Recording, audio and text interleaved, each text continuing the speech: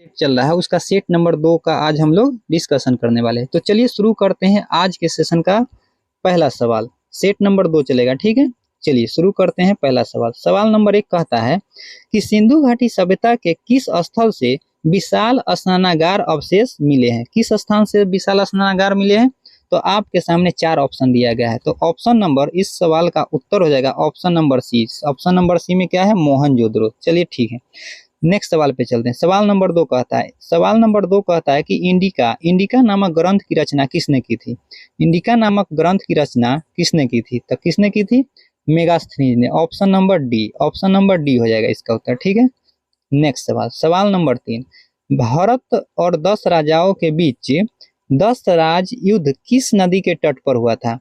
तो किस नदी के तट पर हुआ था? तो पुरुषनी नदी के तट पर हुआ था, ठीक है, पुरुषनी नदी। Option number 3, option number C हो जाएगा। चलिए नेक्स्ट सवाल पे चलते हैं। सवाल नंबर 4 क्या कहता है? सवाल नंबर 4 कहता है कि 563 ईसा पूर्व में गौतम बुद्ध का जन्म कहाँ हुआ था? तो गौतम बुद्ध का जन्म कहाँ हुआ था? सवाल नंबर 3 का ऑप्शन नंबर बी हो जाएगा, लुम्बिनी। कहाँ हुआ था? लुम्बिनी में हुआ था। कहाँ हुआ था? लुम्बिनी। Option number B. सवाल नंबर नेक्स्ट 5 नंबर पे आते हैं। विक्रम संवत का आरंभ माना जाता है, विक्रम संवत का आरंभ कब से माना जाता है? तो सवाल नंबर 5 का उत्तर हो जाएगा ऑप्शन नंबर ए, 57 ईसा पूर्व से, ठीक है। नेक्स्ट सवाल पे चलते हैं। गुप्त शासकों की शासकीय यानी राजकीय भाषा क्या थी? गुप्त शासकों की राजकीय प्रशासकीय भाषा क्या थी? तो सवाल का ऑप्शन नंबर सी, संस्कृत था। क्या था? संस्कृत था। चलिए नेक्स्ट सवाल, सवाल नंबर 7, एलोरा का प्रसिद्ध शिव मंदिर का निर्माण किस शासक ने करवाया था? तो किस शासक ने करवाया था? शासक कौन था? कृष्ण प्रथम। सवाल का ऑप्शन नंबर ए, कृष्ण प्रथम था। चलिए नेक्स्ट सवाल पे चलते हैं। सवाल नंबर 8, महमूद गजनवी ने भारत पर कितनी बार आक्रमण किया था?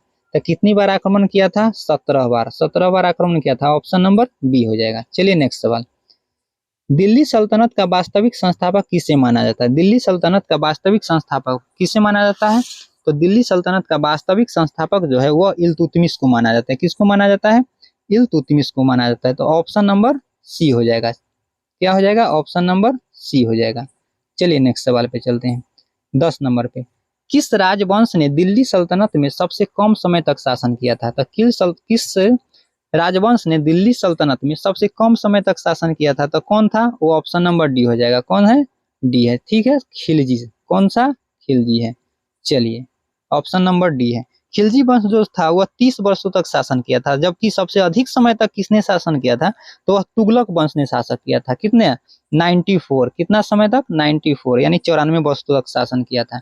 चलिए नेक्स्ट सवाल पे आते हैं। सवाल नंबर नेक्स्ट 11 नंबर पे, 11 नंबर में कहता है कि अकबर के समय संपूर्ण साम्राज्य कितने सूबे में विभक्त था? तो कितने सूबों में विभक्त था? तो इसका उत्तर हो जाएगा ऑप्शन नंबर सी, 15 सूबा में विभक्त था, ठीक है। नेक्स्ट सवाल 12 नंबर में कहता है निम्नलिखित में से कौन सही सुमेलित नहीं है? कौन सही सुमेलित नहीं है? तो पुर्तगाल जो था, देखिए इधर यूरोपीय देश है और उधर स्थापित प्रथम कारखाना है। तो पुर्तगाल का प्रथम कारखाना कोचीन में स्थापित किया गया था, बिल्कुल सही है। हमको बताना है कि कौन नहीं है, यानी ये सही है 1 नंबर। डेनिश का जो था वो त्रैंकोवर, डेनिश का, ये भी सही है। ऑप्शन नंबर डच का कहाँ था? डच का मूसलीपट्टनम, ये भी सही है। और फ्रांसीसी का कहाँ था? फ्रांसीसी का कालीकट, ये गलत। फ्रांसीसी का कालीकट नहीं था ना। फ्रांसीसी का पहला कारखाना कहाँ स्थापित था? तो वह सूरत में स्थापित किया था। तो हमारा उत्तर क्या हो जाएगा? डी हो जाएगा, यही सुमेलित नहीं है। तो सवाल नंबर नेक्स्ट पे आते हैं। सवाल नंबर 13, भारत आने वाला प्रथम अंग्रेज कौन था? भारत आने वाला प्रथम अंग्रेज जो था वह कौन था? तो वो था जॉन मेंडल हॉल। कौन था? जॉन मेंडल हॉल था। ऑप्शन नंबर सी हो जाएगा, ठीक है। चलिए आगे बढ़ते हैं। सवाल नंबर 14 पे,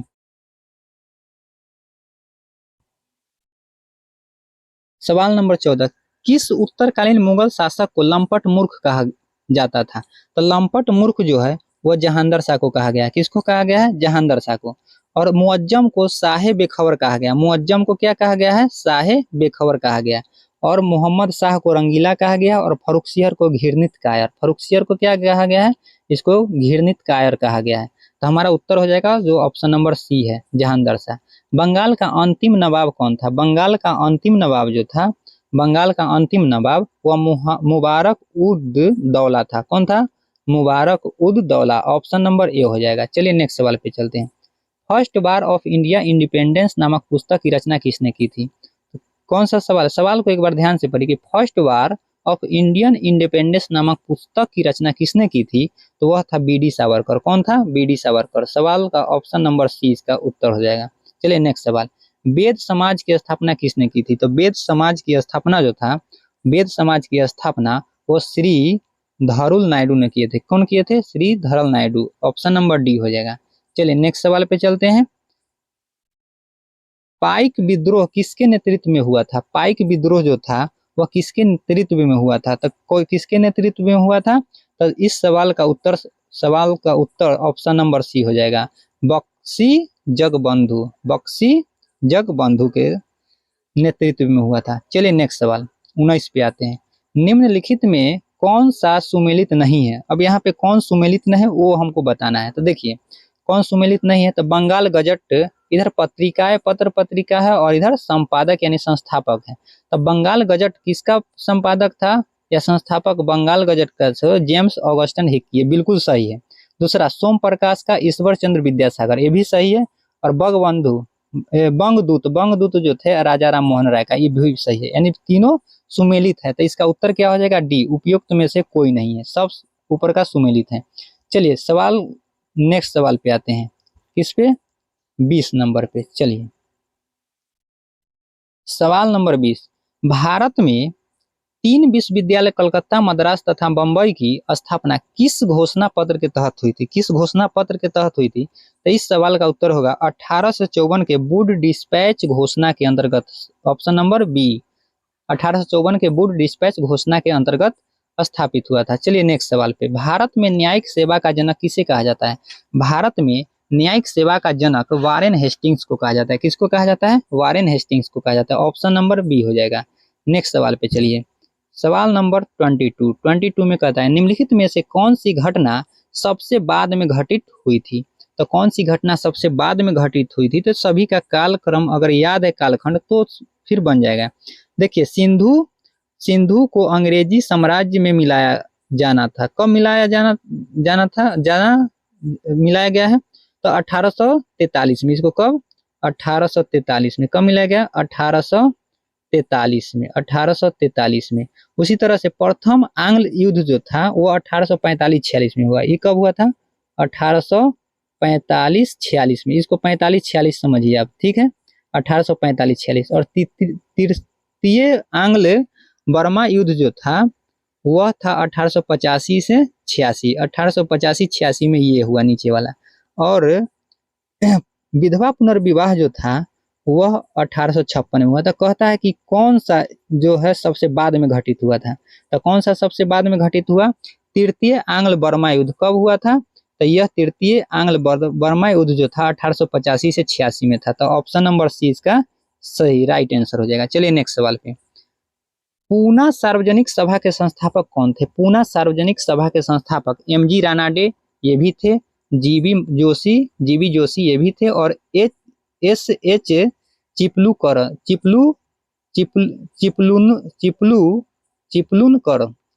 एस.एच. चिपलूनकर, ये मतलब सभी लोग इसमें शामिल थे। तो ऑप्शन नंबर इसका क्या हो जाएगा? डी नंबर हो जाएगा। चलिए ऑप्शन नंबर डी हो जाएगा। नेक्स्ट सवाल 24 नंबर पे। भारतीय राष्ट्रीय कांग्रेस के प्रथम अंग्रेज अध्यक्ष कौन थे? भारतीय राष्ट्रीय कांग्रेस के प्रथम अंग्रेज अध्यक्ष जो थे वो जॉर्ज यूल थे। कौन थे? George Yule. Option number B हो जाएगा। चलिए नेक्स्ट सवाल पे। निम्नलिखित में से किस तिथि को बंगाल विभाजन की घोषणा की गई थी? बंगाल विभाजन की घोषणा कब की गई थी? तो 20 जुलाई 1905 को की गई थी। कब की गई थी? 20 जुलाई 1905 को। 20 जुलाई 1905 को। ऑप्शन नंबर सी हो जाएगा। 20 जुलाई 1905 को घोषणा हुआ था और यह प्रभावी कब हुआ? तो 16 अक्टूबर 1905 को यह लागू हुआ था। ठीक है। नेक्स्ट सवाल। लंदन में कर्जन, ये 26 नंबर। लंदन में कर्जन वायली की हत्या किसने की थी? लंदन में कर्जन वायली की हत्या किसने की थी? तो हत्या किसने की थी? तो वो किए थे मदन लाल ढींगरा ने। कौन? Madan Lal Dhingra. Option number B हो जाएगा। चलिए आगे नेक्स्ट सवाल पे। 27 नंबर। असहयोग आंदोलन का प्रस्ताव किसके द्वारा प्रस्तुत किया गया था? तो असहयोग आंदोलन का प्रस्ताव जो था वह किसके द्वारा प्रस्तुत किया गया था? तो सी आर दास के द्वारा। किसके द्वारा? सी आर दास के द्वारा। ऑप्शन नंबर सी हो जाएगा। नेक्स्ट सवाल, गांधी जी के दांडी मार्च की तुलना नेपोलियन के पेरिस मार्च एवं मुसोलिनी के रोम मार्च से किसने की थी? तो सुभाष चंद्र बोस ने। किसने किया था? सुभाष चंद्र बोस ने किया था। ठीक है, तो ऑप्शन नंबर बी हो जाएगा। नेक्स्ट सवाल 29 नंबर में, 1937 के चुनावों में कांग्रेस द्वारा बहुमत प्राप्त प्रांतों की संख्या कितनी थी? 1937 में चुनाव में कांग्रेस द्वारा बहुमत प्राप्त प्रांतों की संख्या कितनी थी? तो 5 थी। कितनी थी? 5। ऑप्शन नंबर सी हो जाएगा। चलिए नेक्स्ट सवाल, समाचार पत्रों का मुक्तिदाता किसे कहा जाता है? समाचार पत्रों का मुक्तिदाता जो है वो किसे कहा जाता है? चार्ल्स मेटकॉफ को कहा जाता है। किसको? चार्ल्स मेटकॉफ को। ऑप्शन नंबर डी हो जाएगा। Option number D. चलिए नेक्स्ट सवाल पे 31 पे आते हैं। भारत छोड़ो आंदोलन 1942 के दौरान निम्न में से किसने भूमिगत रेडियो का संचालन किया था? भूमिगत रेडियो का संचालन जो था उषा मेहता, बी में है राम मनोहर लोहिया और अरुणा आसफ अली। तीनों लोग थे। राम मनोहर लोहिया जो थे वहां पे क्या करते? कमेंटेटर, मतलब वही अनाउंसमेंट करते थे। ठीक है, ऑप्शन नंबर डी हो जाएगा। कौन सा हो जाएगा? ऑप्शन नंबर डी हो जाएगा। सभी लोग थे इसमें। नेक्स्ट सवाल, गांधी इरविन समझौता किस वर्ष हुआ था? गांधी इरविन समझौता कब हुआ था? तो गांधी इरविन समझौता 1931 में हुआ था। कब हुआ था? 1931 में। ऑप्शन नंबर बी हो जाएगा। चलिए नेक्स्ट सवाल, निम्न में से किस ग्रह के दिन का तापमान होना चाहिए एवं अक्ष का झुकाव पृथ्वी के समान है? निम्न में से किस ग्रह के दिन का मान एवं अक्ष का झुकाव, दिन के टेम्परेचर होगा? तो यहाँ पे इस सवाल का जो ऑप्शन होगा वह ये हो जाएगा, मंगल ग्रह। नेक्स्ट सवाल 34 में, उष्णकटिबंधीय मरुस्थलीय क्षेत्रों में उगने वाले वनस्पति को किस नाम से जाना जाता है? तो किस नाम से जाना जाता है? इस सवाल का उत्तर हो जाएगा option number B. Option number B, xerophyte हो जाएगा। ठीक है, चलिए नेक्स्ट सवाल पे आते हैं। सवाल नंबर 35, वर्मी कल्चर किससे संबंधित है? वर्मी कल्चर जो है वह किससे संबंधित है? वर्मी कल्चर जो है वह केंचुआ पालन से संबंधित है। किससे संबंधित है? केंचुआ पालन से। ऑप्शन नंबर ए हो जाएगा। ठीक है, चलिए इसको भी थोड़ा सा और डिटेल देख लेते हैं। वर्मी कल्चर का संबंध केंचुआ पालन से और पीसी कल्चर का संबंध मत्स्य पालन से। पीसी कल्चर मत्स्य पालन से हो जाएगा और सेरी कल्चर का संबंध जो है वो रेशम कीट पालन से है। ठीक है, चलिए आगे बढ़ते हैं 36 नंबर पे। टिहरी बांध परियोजना किस नदी पर है? टिहरी बांध परियोजना जो है वो भागीरथी नदी एवं भिलंगना पर है। किस पे? भागीरथी एवं भिलंगना। ऑप्शन नंबर बी हो जाएगा। ऑप्शन नंबर बी हो जाएगा। चलिए नेक्स्ट सवाल पे चलते हैं। भारत का न्यूनतम जनसंख्या वाला राज्य कौन सा है? भारत का न्यूनतम जनसंख्या वाला राज्य, अब न्यूनतम जनसंख्या वाला राज्य जो है वह सिक्किम है। नेक्स्ट सवाल पे चलिए।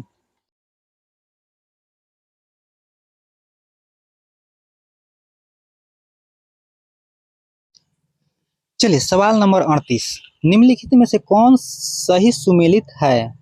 38, कौन सही सुमेलित है? उपयुक्त में से कौन सही सुमेलित है? देखिए, वन अनुसंधान संस्था देहरादून में, ये बिल्कुल सही है। शुष्क वन अनुसंधान संस्था जोधपुर, ये भी बिल्कुल सही है, दोनों सही है। और हिमालय वन अनुसंधान संस्था शिमला, तीनों सुमेलित है। नहीं, ऑप्शन नंबर डी हो जाएगा। कौन सा? D number.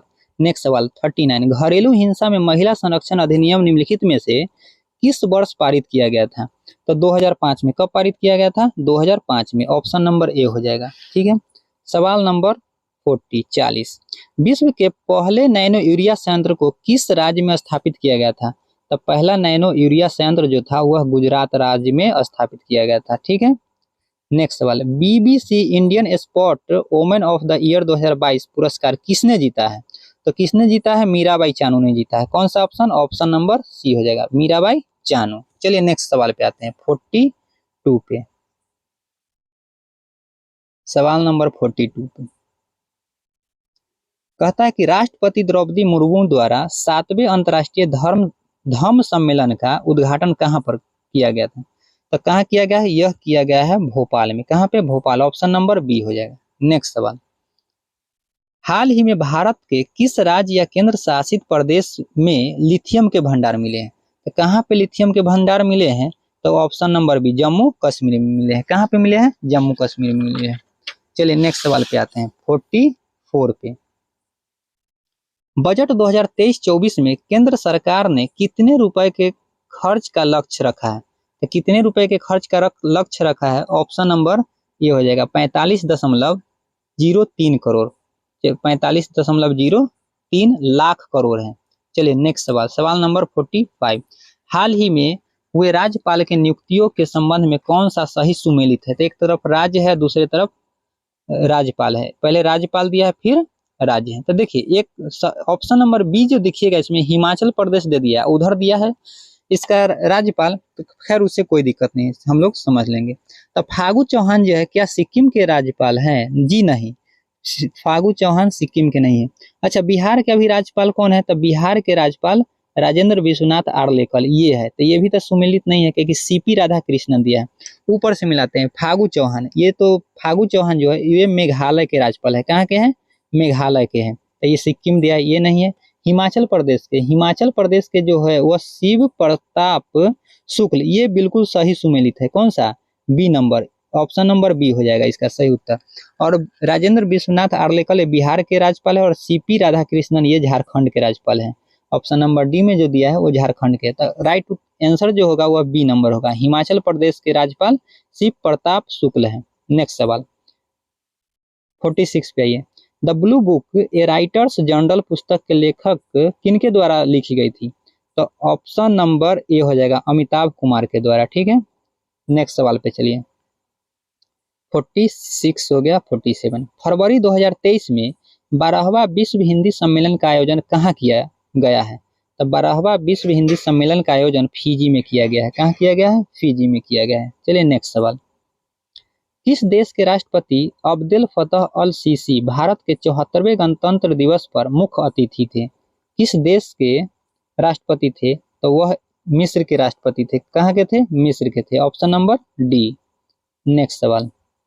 Global innovation index 2022 के आधार पर नवाचार के मामले में भारत का कौन सा स्थान है? तो नवाचार के मामले में भारत का 40वां स्थान है। कौन सा स्थान है? 40वां स्थान है। तो एक नंबर पे कौन होगा? एक नंबर पे इस सूचकांक में एक नंबर प्रथम स्थान पे स्विट्जरलैंड है। कौन है? स्विट्जरलैंड है। चलिए नेक्स्ट सवाल 50 नंबर पे। दुनिया का पहला नेजल कोविड वैक्सीन किस कंपनी द्वारा विकसित किया गया था? तो पहला नेजल कोविड वैक्सीन जो था वो भारत बायोटेक ने बनाया था। कौन सा? Bharat Biotech. Option number C हो जाएगा। चलिए सवाल नंबर 51 पे आते हैं। 51 कहता है कोशिका में राइबोसोम की अनुपस्थिति में कौन सा कार्य संपादित नहीं होता है? कोशिका में राइबोसोम की अनुपस्थिति में कौन सा कार्य संपादित नहीं होगा, ये आपको बताना है। तो कौन सा कार्य संपादित नहीं होता है? प्रोटीन संश्लेषण। कौन सा नहीं होता है? प्रोटीन संश्लेषण। ऑप्शन नंबर बी नहीं होता है। चलिए नेक्स्ट सवाल पे आते हैं। सवाल नंबर 52। ऐसे रोग जो बहुत कम समय तक बने रहते हैं, बहुत समय तक बने रहते हैं, उन रोगों को कहा जाता है, क्या कहा जाता है? जो रोग बहुत समय तक बने रहते हैं ऐसे रोगों को चिरकालिक कहते हैं। क्या कहते हैं? चिरकालिक कहते हैं। अब चिरकालिक क्या होता है? देखिए चिरकालिक में 2-3 रोग आता है, जैसे गठिया हो गया, मधुमेह हो गया, ये सब दम्मा हो गया, ये सब क्या है? चिरकालिक के अंतर्गत आता है। चलिए नेक्स्ट सवाल। सवाल नंबर 53। इनमें से कौन प्रकाश संश्लेषी अंग है? प्रकाश संश्लेषी अंग जो है वो हरित लवक है। कौन सा है? हरित लवक। ऑप्शन नंबर सी हो जाएगा। नेक्स्ट सवाल 54 पे आते हैं। सवाल नंबर 54 कहता है निम्न में से सामान्यतः किसका उपयोग पादप कोशिका द्वारा ऊर्जा प्रदान करने के लिए किया जाता है? तो ऊर्जा प्रदान करने के लिए कार्बोहाइड्रेट का प्रयोग किया जाता है। ठीक है, ऑप्शन नंबर 1 हो जाएगा। सवाल नंबर 55। फ्लोएम से खाद्य पदार्थों का परिवहन पौधे में किस दिशा में होता है? तो देखिए फ्लोएम, जाइलम और फ्लोएम दो पदार्थों का परिवहन के लिए संवहन तंत्र है। तो फ्लोएम जो होता है वो भोज्य पदार्थों को परिवहन का काम करता है और जाइलम जल के परिवहन का कार्य करता है। तो फ्लोएम जो होता है वह खाद्य पदार्थों का परिवहन करता हुआ ऊपर से नीचे और नीचे से ऊपर दोनों होगा। ऑप्शन नंबर सी हो जाएगा, क्योंकि खाना पत्ती में बनता है प्रकाश संश्लेषण के द्वारा, तो ऊपर से नीचे लाएगा और नीचे से फिर ऊपर ले जाता है। चलिए अगले सवाल पे चलते हैं। सवाल नंबर 56 कहता है पादप अपशिष्ट संचित रहते, कहाँ संचित रहता है? पत्तियों में, कोशिकीय रितिकाओं में, छाल में। तो सभी में रहते हैं। कहाँ रहते हैं? सभी में रहते हैं। ऑप्शन नंबर डी हो जाएगा। नेक्स्ट सवाल, बीज रहित पौधे के उत्पादन में सहायक होता है। बीज रहित पौधे के उत्पादन में क्या सहायक होता है? तो ऑक्सीन एवं जिब्रेलिन दोनों सहायक होता है। कौन कौन? ऑक्सीन और जिब्रेलिन। ऑप्शन नंबर डी हो जाएगा। नेक्स्ट सवाल, निम्नलिखित में किस दर्पण द्वारा किसी वस्तु का वास्तविक प्रतिबिंब मिल सकता है? तो वास्तविक प्रतिबिंब अगर आपको देखना है तो अवतल दर्पण का प्रयोग करना होगा। कौन सा दर्पण? अवतल दर्पण का प्रयोग करना होगा। चलिए नेक्स्ट सवाल पे चलते हैं। सवाल नंबर 59, सामान्य नेत्र अधिकतम कितनी दूरी तक किसी वस्तुओं को साफ साफ देख सकता है? तो देखिए, अधिकतम देखना है तो आप अनंत तक देखिए, और न्यूनतम दूरी जो होता है, स्पष्ट दृष्टि की न्यूनतम दूरी वो 25 सेंटीमीटर और अधिकतम दूरी अनंत है। ठीक है। नेक्स्ट सवाल, विद्युत धारा उत्पन्न करने की युक्ति को क्या कहते हैं? जनित्र कहते हैं। क्या कहते हैं? जनित्र कहते हैं। विद्युत धारा उत्पन्न करने की युक्ति को जनित्र कहते हैं। ठीक है। देखिए, जैसे गैल्वेनोमीटर, जनित्र ऑप्शन नंबर क्या है? एक है जनित्र। गैल्वेनोमीटर एक प्रकार का क्या है? एमीटर है। एमीटर है जो विद्युत धारा की शक्ति को मापता है। ठीक है। चलिए नेक्स्ट सवाल पे आते हैं। विस्थापन की दर को क्या कहा जाता है? तो विस्थापन की दर को वेग कहा जाता है। क्या कहा जाता है? वेग कहा जाता है। ऑप्शन नंबर सी हो जाएगा। विस्थापन की दर को वेग कहते हैं। ठीक है। नेक्स्ट सवाल 62, 62 नंबर सवाल पे आ गए हम लोग। ठीक है। 62 नंबर सवाल को देखिए, दो कणों के बीच गुरुत्वाकर्षण बल होता है, उनके बीच की दूरी के वर्गों के व्युत्क्रमानुपाती होता है। क्या होता है? वर्ग के व्युत्क्रमानुपाती होता है। ऑप्शन नंबर बी हो जाएगा। नेक्स्ट सवाल 63, 63 क्या कहता है? निम्नांकित में से लवण का उदाहरण बताइए। लवण का उदाहरण जो होता है वो sodium chloride NaCl। Option number B हो जाएगा। ठीक है। चलिए नेक्स्ट सवाल 64, Mg+2 आयन में इलेक्ट्रॉन की संख्या क्या होगी? Mg इलेक्ट्रॉन, इसमें इलेक्ट्रॉन की संख्या क्या होगी? तो ध्यान दीजिए, Mg यानी मैग्नीशियम की परमाणु संख्या 12 होती है और 12+2 है। इसका मतलब 2 इलेक्ट्रॉन की क्या किया है? त्याग किया है, इसलिए प्लस आयन है। तो 12 में से 2 इलेक्ट्रॉन अगर त्याग कर दिया तो इसके पास बच कितना गया? इलेक्ट्रॉन की संख्या वो हो जाएगा 10। कितना हो जाएगा? 10 हो जाएगा। Option number A. चलिए नेक्स्ट सवाल पे, द्विबंध वाले रासायनिक बंधन से बंधे परमाणुओं के मध्य कितने इलेक्ट्रॉन का साझा होता है? कितने इलेक्ट्रॉन का साझा होगा? तो 4 इलेक्ट्रॉन का साझा होगा। Option number B. चलिए 66, 66 नंबर पे, द्रवीभूत पेट्रोलियम गैस का अवयव है। द्रवीभूत पेट्रोलियम गैस का अवयव है। क्या अवयव है? तो ब्यूटेन, प्रोपेन और एथेन सभी इसका अवयव है। ऑप्शन नंबर डी हो जाएगा। ठीक है। और देखिए, एलपीजी का मुख्य अवयव क्या होता है? तो ब्यूटेन होता है। क्या होता है? ब्यूटेन। और एलपीजी में गंध के लिए क्या मिलाया जाता है? इथाइल मरकेप्टन मिलाया जाता है, जिससे अगर गैस रिसाव, एलपीजी रिसाव हो रहा है तो उसका पता लगाया जा सके। चलिए अगला सवाल 67, एक सहसंयोजी यौगिक का नाम बताएं जिसका उपयोग हम दैनिक जीवन में करते हैं। तो दैनिक जीवन में हम लोग H2O जल का प्रयोग करते हैं ना। ऑप्शन नंबर ए हो जाएगा। यह क्या है? सहसंयोजी यौगिक है। नेक्स्ट सवाल, एल्डिहाइड श्रेणी के यौगिकों में निम्नांकित में से कौन सा क्रियाशील समूह विद्यमान होता है? तो देखिए, एल्डिहाइड श्रेणी का है इसलिए CHO। कौन सा होगा? CHO हो जाएगा। चलिए नेक्स्ट सवाल, हमारे संविधान में नीति निर्देशक सिद्धांत जो है वह क्या करता है? तो नीति निर्देशक सिद्धांत है। ऑप्शन नंबर ए, कानूनी न्यायालयों द्वारा परिवर्तनीय है। बी में करता है अर्ध परिवर्तनीय है। सी में आंशिक रूप से अपरिवर्तनीय और डी में अदालतों द्वारा अपरिवर्तनीय है। तो ध्यान दीजिए, डी नंबर में जो कहता है यह कानूनी अदालतों द्वारा अपरिवर्तनीय है। क्या है? अपरिवर्तनीय है। ऑप्शन नंबर डी इसका राइट आंसर होगा। चलिए नेक्स्ट सवाल पे चलते हैं। 70 पे, संविधान 70 में किस संविधान संशोधन के तहत राष्ट्रपति के निर्वाचक मंडल में केंद्र शासित प्रदेश दिल्ली तथा पुदुचेरी के निर्वाचक सदस्यों को भी शामिल किया गया है? किस संविधान संशोधन के तहत ऐसा हुआ है? तो 70वें संविधान संशोधन के तहत ऐसा हुआ है ना। ऑप्शन नंबर डी हो जाएगा। 70वां संविधान संशोधन कब हुआ था?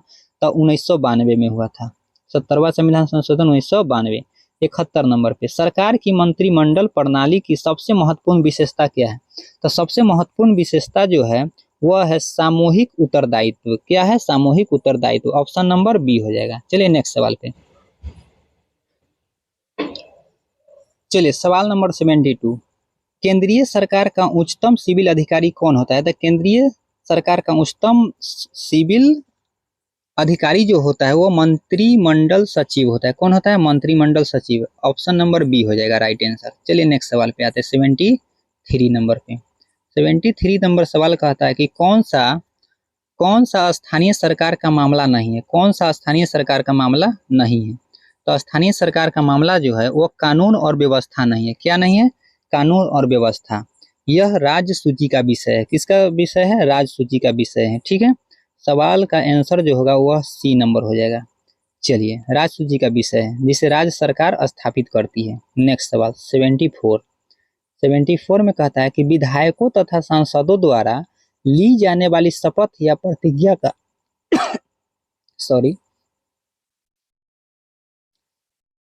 विधायकों तथा सांसदों द्वारा ली जाने वाली शपथ या प्रतिज्ञा का प्रारूप किस अनुसूची में वर्णित है? 74 का किस अनुसूची में वर्णित है? तो तीसरी अनुसूची में वर्णित है। ठीक है चलिए नेक्स्ट सवाल पे आते हैं। सवाल नंबर 75। राष्ट्रीय स्मारकों स्थानों तथा वस्तुओं का संरक्षण किस अनुच्छेद में वर्णित है?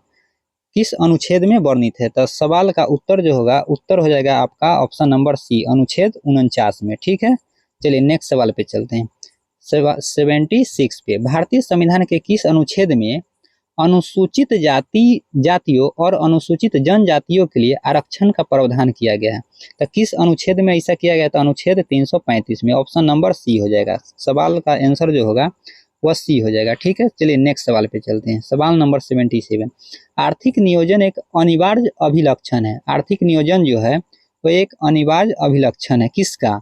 तो ऑप्शन देखिए, ऑप्शन जो है वो ऑप्शन नंबर सी हो जाएगा, समाजवादी अर्थव्यवस्था का। किसका?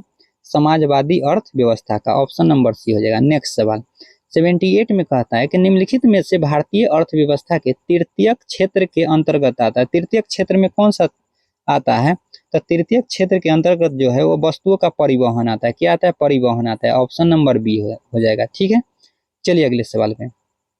79। बिहार आर्थिक सर्वेक्षण 2022-23 के अनुसार वर्तमान राज्य में शहरीकरण का स्तर क्या है? शहरीकरण का जो स्तर है वह 16.2% है। कितना है? 16.2% 22-23 के लिए। और पिछले साल का जो था वह 15.3 था। क्या था? 15.3। वर्तमान में 16.2 है। चलिए 80 नंबर सवाल पे आते हैं। केंद्रीय बजट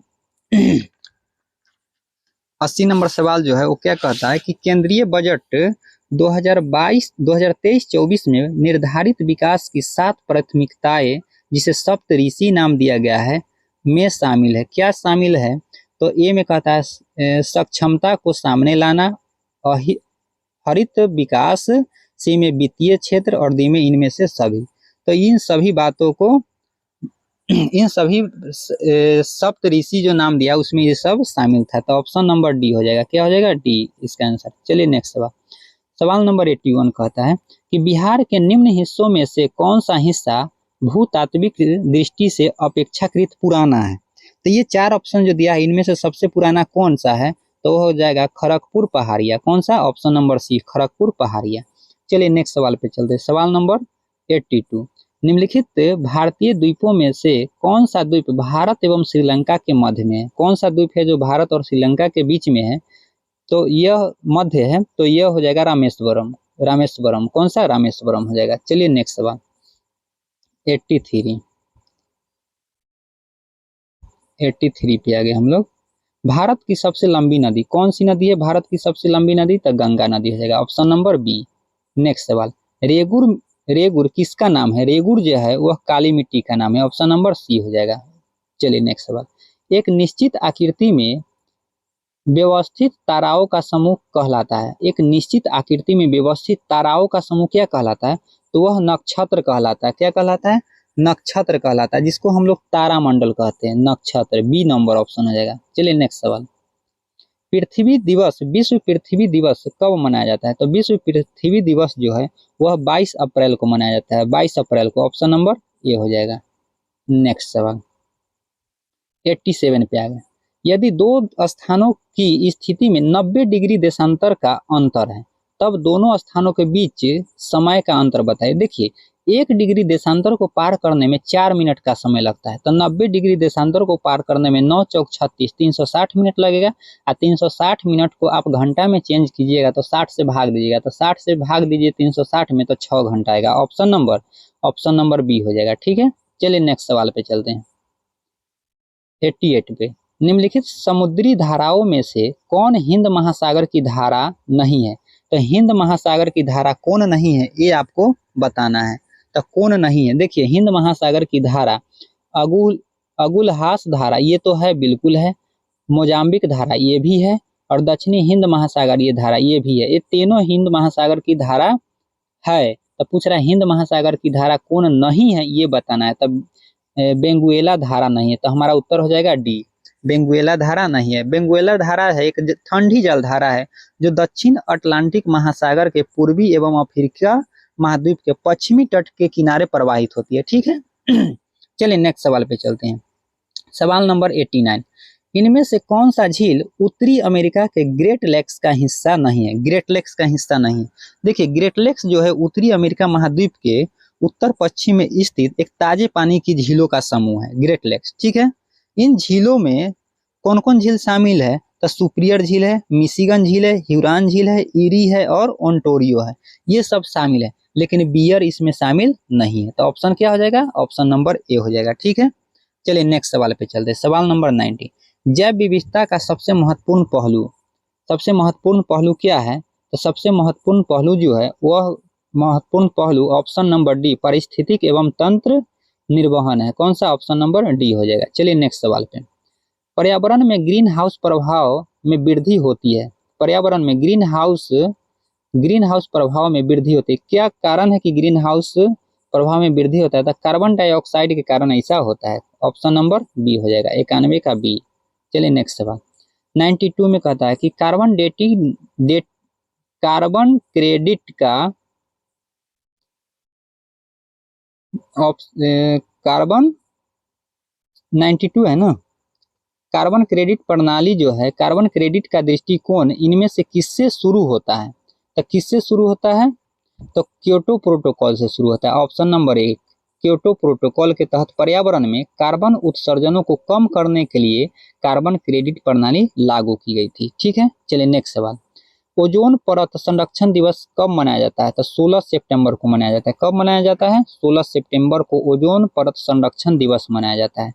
93 हो गया, 94 पे चलिए। 94 नंबर सवाल क्या कहता है कि राजीव गांधी वन्य जीव संरक्षण पुरस्कार दिया जाता है, किस क्षेत्र में दिया जाता है? तो अब ऑप्शन पढ़िए। ऑप्शन में कहता है कि शैक्षिक तथा शोध संस्थाओं को दिया जाता है, बिल्कुल ऐसा बात होता है, दिया जाता है। ऑप्शन नंबर बी, वन एवं वन्य जीव अधिकारियों को भी प्रदान किया जाता है, बिल्कुल दिया जाता है, ये भी सही है। वन्य जीव संरक्षकों को, ये भी सही है, यानी ऑप्शन नंबर डी हो जाएगा, उपयुक्त में से सभी को प्रदान किया जाता है। चलिए नेक्स्ट सवाल, भारत का राष्ट्रीय जैविक उद्यान स्थित है। भारत का राष्ट्रीय जैविक उद्यान कहाँ पे स्थित है? तो ऑप्शन नंबर सी, नई दिल्ली में स्थित है। नेक्स्ट सवाल, सवाल नंबर 96 पे आते हैं। निम्न में से किसकी my picture of free India नामक पुस्तक की रचना पंचायती राज व्यवस्था से संबंधित है? तो किनकी पुस्तक? महात्मा गांधी की। ऑप्शन नंबर बी हो जाएगा। नेक्स्ट सवाल, बिहार विधानसभा में सीटों की कुल संख्या कितनी है? बिहार विधानसभा में कुल सीटों की संख्या 243, यानी ऑप्शन नंबर सी हो जाएगा। ठीक, 243 है। चलिए नेक्स्ट सवाल पे आते हैं। सवाल नंबर 98 में क्या कहता है कि निम्न में से कौन पर्यावरण संतुलन के संरक्षण से संबंधित है? तो वन नीति पर्यावरण संरक्षण से संबंधित है, बिल्कुल है। पर्यावरण अधिनियम 1986, बिल्कुल ये भी है। और औद्योगिक नीति, और 4 में कहता है शिक्षा नीति। तो ये सभी इससे संरक्षण से संबंधित है, तो इसका आंसर जो होगा वो ऑप्शन नंबर डी हो जाएगा, सभी चारों। कौन सा? चारों सही है। चलिए 99 पे आते हैं। निम्न में से कौन कृत्रिम पारिस्थितिक तंत्र है? कृत्रिम पारिस्थितिक तंत्र जो है वह घास का मैदान, धान का खेत, वन झील, कौन सा होगा? तो धान का खेत हो जाएगा, ऑप्शन नंबर ए हो जाएगा। चलिए 100 नंबर सवाल जो है कहता है पारिस्थितिकी अस्थायी मितव्ययिता है, यह किस आंदोलन का नारा था? यह जो था यह चिपको आंदोलन का नारा था। ठीक है, ऑप्शन नंबर ए हो जाएगा, चिपको आंदोलन है। तो साथियों अब हो गया 100 क्वेश्चन पूरा। अब नीचे जो 20 क्वेश्चन बच गए वो मैथ और रीजनिंग के क्वेश्चन है। ठीक है, तो अगर आप ध्यान दीजिए, वो 100 क्वेश्चन हम लोग का जीके का हो गया पूरा। अगर आपको वीडियो अच्छा लगा होगा तो लाइक कीजिए और चैनल पे नए हैं तो चैनल को सब्सक्राइब कीजिए। धन्यवाद।